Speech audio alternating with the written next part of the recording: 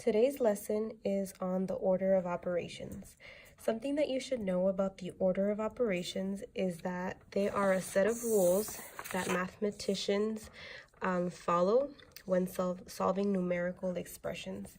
So if you take a look at some of these examples below, these numerical expressions, they look quite complicated because they have many operations within this numerical expression. There's a lot going on. So in order to be able to accurately and efficiently solve these problems, mathematicians use the order of operations.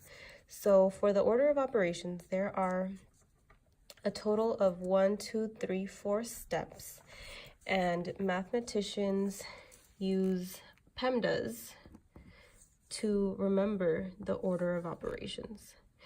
And there is a reason why in this box you have an M and a D, and in this box you will also have an A and an S, and we'll talk about what these mean in just a second. So the first set of rules is to perform operations in the parentheses first. So when solving a numerical expression, you're going to want to search your whole expression and see if you find any parentheses. And if you do find parentheses, then you want to go ahead and solve what's inside of those parentheses first. The next step is to find exponents and then solve for those. So find the value of numbers with exponents. The third step is the one that's combined. So multiplication or division from left to right. So as you can see, it's multiplying and dividing, but there's an or. That or is super key. What you want to always just make sure that you think about is, are you multiplying or dividing from left to right? So just like you read from left to right, you also want to solve multiplication and division from left to right. After you multiply and divide, then you go on to adding and subtracting, and this is also a combined step. You look for either addition or subtraction, whatever comes first. From left to right is what you solve first. Okay, so now let's take a look at an example below. It's simplifying numerical expressions. So here we have this numerical expression, and something that you want to do every time that you need to apply this order of operations is write PEMDAS right next to your problem so that you can go through and cross these off, and also remind yourself what the next step should be, okay? So right away, I know that I'm looking for parentheses within my expression, and right now I don't see any. So I can go ahead and go on to the next step. I'm going to go ahead and cross the P.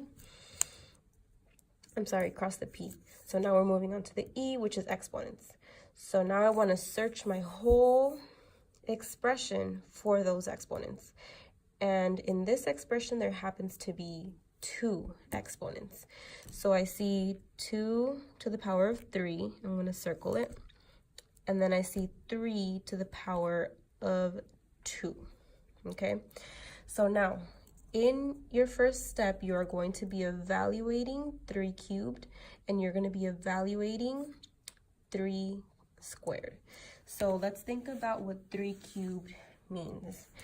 2 to the power of 3, or 2 cubed, means 2 times 2 times 2. Okay, so I know that 2 times 2 is 4, and then 4 times 2 is 8. So I know that I can replace this 2 to the power of 3 with an 8, because that's what 2 to the power of 3 is equal to. So I'm going to go ahead and bring down this 6. I didn't do anything to it. I want to bring down this multiplication sign. Instead of writing 2 to the power of 3, I can now replace that with what I know this is equal to, which is 8. So instead of 2 to the power of 3, I'm writing 8, and then divided by 3. I'm bringing that down. I haven't done anything with this yet. Bring down this plus sign, and then I can replace this 3 to the power of 2. So 3 to the power of 2, I know that this is 3 times 3, and I know that 3 times 3 is 9. So now I can go ahead and replace 3 to the power of 2 with that 9. So I'm going to write 9 over 3 instead of what you see here. So 9 over 3. Okay, so now we got rid of those exponents. I can go ahead and cross that off. You might have noticed that I put a box around the M and the D.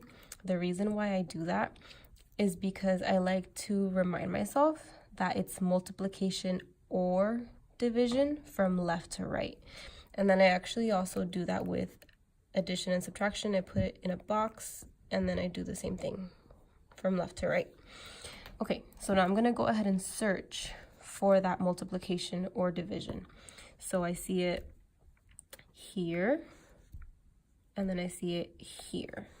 Okay, so I am going to go ahead and multiply and divide from left to right.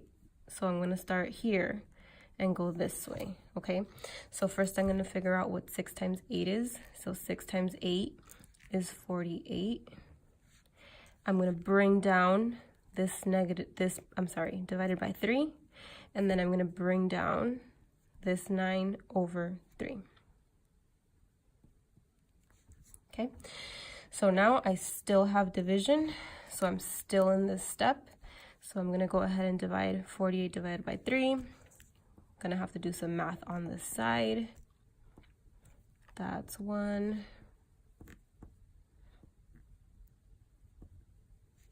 That is 6. Okay, so it's 16. So 48 divided by 3 is 16. I'm going to go ahead and bring down this 9 over 3. Okay, so now what I know about this fraction is that it's 9 divided by 3. So 9 divided by 3 is equal to 3. So I'm going to go ahead and replace this 9 over 3 by that 3. So 16 plus this is 3 equals 16 plus 3 is now 19. So that is my final answer. Okay, so let's take a look at the problem below. So using exponents with grouping symbols. So now we have grouping symbols involved. Grouping symbols is just a fancy way of saying parentheses.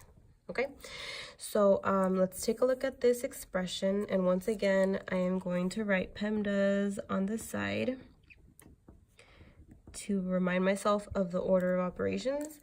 I'm going to put a box around the M and the D because I know multiplication goes from left to right. Put a box around the A and the S because addition and subtraction go from left to right as well. Okay, so let's search for those parentheses. And in this case, we do have a set of parentheses right here. So go ahead and circle those parentheses so that you're now focusing on what's inside. Okay, so what you want to do is you want to solve for what's inside those parentheses. In this case, it's 12 minus 8. 12 minus 8 is 4. So this right here equals 4. In my next step, I am going to copy everything else stays the same. The only thing I'm replacing is 12 minus 8. I'm going to be putting a 4 instead of what you see here. So I'm bringing down the 8. I'm bringing down the plus sign. I'm replacing this with 4. And I'm keeping the squared. And then this was over 2. Okay, so we got rid of those parentheses. Now we have exponents. So we do have an exponent here. So we're going to go ahead and solve for this first. So 4 squared, I know it's 4 times 4. So this is like in my mind, this is what I'm thinking. It's 4 times 4. And then I know that 4 times 4 is 16. So 16 is going to be what replaces this 4 squared. So we're going to leave this 8. Bring down that plus sign. You're going to replace 4 squared by that 16. and then this was over 2, so leave that as it is. Okay, so this step is kind of similar to the one that we did up here. This is another situation where you do need to remember that this fraction here, is division in disguise, okay? So this says 16 divided by 2. 16 divided by 2.